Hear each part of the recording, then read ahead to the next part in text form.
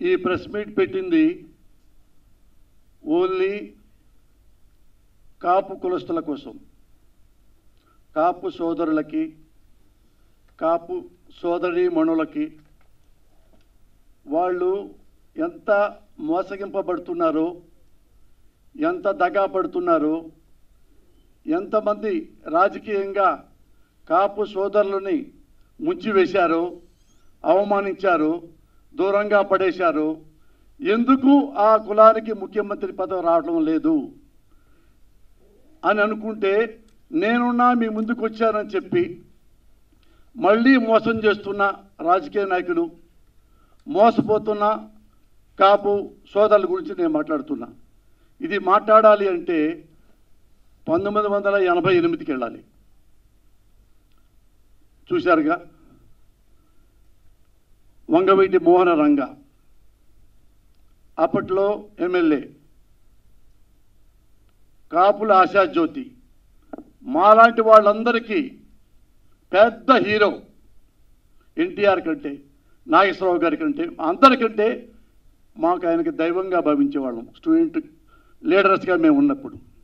అతన్ని ఎలా చంపారో ఈ పోస్టర్లో నేను చెప్పదలుచుకున్నా.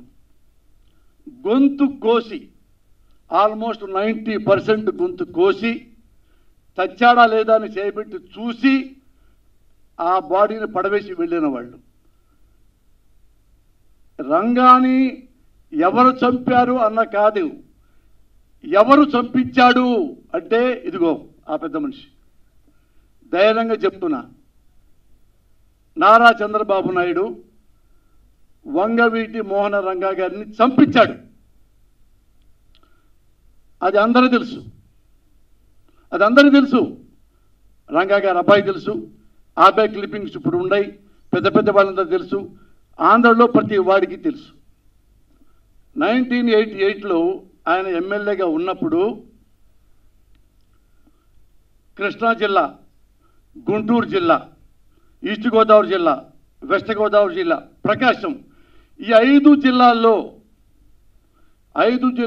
దగ్గర దగ్గర 60 నుంచి 70 ఎమ్మెల్యే సీట్లు ఉంటే ఆ 5 జిల్లాలకి ఈ 60-70 ఎమ్మెల్యేలకు ఈ రంగా గారే ప్రభావితం చేసేవాళ్ళు. ఆ 5 జిల్లాల్లో ఎన్టీ రామారావు కంటే మహా గొప్ప నాయకుడు రంగా గారు. ఈ రంగా గారు బతికితే ఈ 5 జిల్లాల్లో ఎమ్మెల్యే సీట్లు ప్రభావితం చేస్తే మనకు రాజకీయ భవిష్యత్తు ఉండదు, ఇతను చంపాల్సిందే అని కంకణం కట్టుకున్నాడు నారా చంద్రబాబు నాయుడు.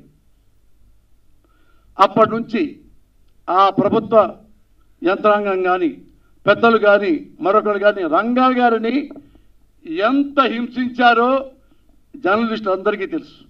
ఆయన ఇంట్లోంచి బయటికి కారులో వెళ్తుంటే ఎమ్మటే కారు ఆపటం, కారులో చిన్న కర్ర ముక్క దొరికినా కానీ ఎమ్మటే పోలీస్ స్టేషన్ తీసుకెళ్ళటం, వెంటనే సబ్ జైలుకు తీసుకెళ్ళటం, ఎలా మొత్తం. అతను ఇక నేను ఎందుకు బతుకున్నాను రా, ఆత్మహత్య చేసుకోవాలి అన్నంతగా హింసించారు.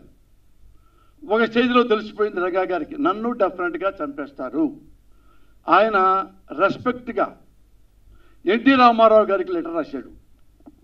ముఖ్యమంత్రి రామారావు గారు, ముఖ్యమంత్రి గారు నాకు ప్రాణ భయం ఉంది, నన్ను చంపడానికి ప్రయత్నిస్తున్నారు, అది మీకు తెలుసు, నాకు రక్షణ కల్పించండి, నాకు సెక్యూరిటీ ఇవ్వండి. ఇది తెలిసిన చంద్రబాబు నాయుడు రామారావు గారి ద్వారా రంగాకి సెక్యూరిటీ ఇప్పించడానికి ఇష్టపడక దాన్ని పక్కన పడేశాడు. కొన్నాళ్ళు చూశాడు, మళ్ళీ లెటర్ రాశాడు హోమ్ మినిస్టర్కి, ఎవరు, కోడెల శివప్రసాద్ గారికి. ఆయన పొరపాటును కూడా రెస్పాండ్ అవ్వాల బికాజ్ ఆఫ్ చంద్రబాబు నాయుడు. మళ్ళీ వెయిట్ చేశాడు. ఇక ఆంధ్రప్రదేశ్ ప్రభుత్వం ద్వారా ఒక్క ఎమ్మెల్యే నాకు ప్రాణ రక్షణ కావాలి అంటే ఎవరి ప్రభుత్వాన్ని, ఆ ప్రభుత్వాన్ని ఇప్పుడు మనం చూసాం. ఆయన ధైర్యంగా కేంద్రానికి లెటర్ రాశాడు, రాజీవ్ గాంధీ గారికి, అప్పుడు ఆయన ప్రధానమంత్రి.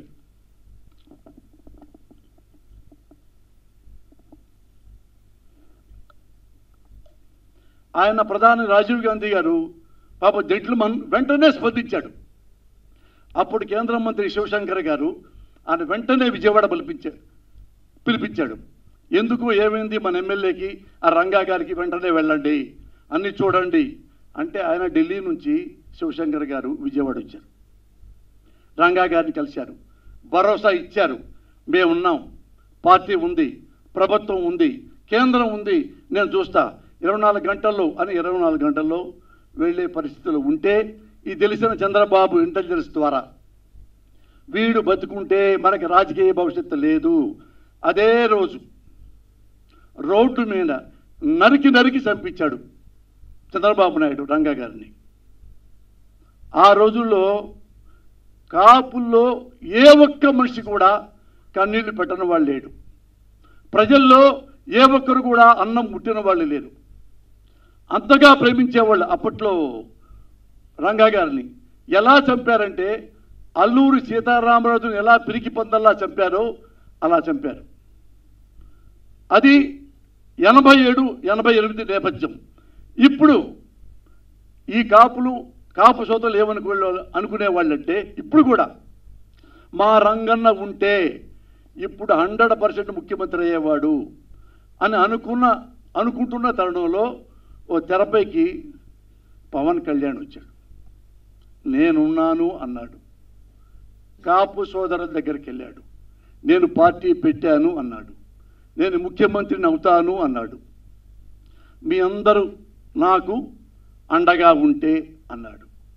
అని చంద్రబాబు నాయుడిని, బాలకృష్ణని, నారా లోకేష్ బాబుని, పవన్ కళ్యాణ్ తిట్టులేవు, పచ్చి బూతులు తిట్టాడు చంద్రబాబుని.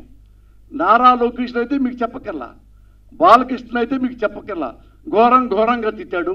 కాపు సోదరులు నమ్మారు, క్లాప్స్ కొట్టారు.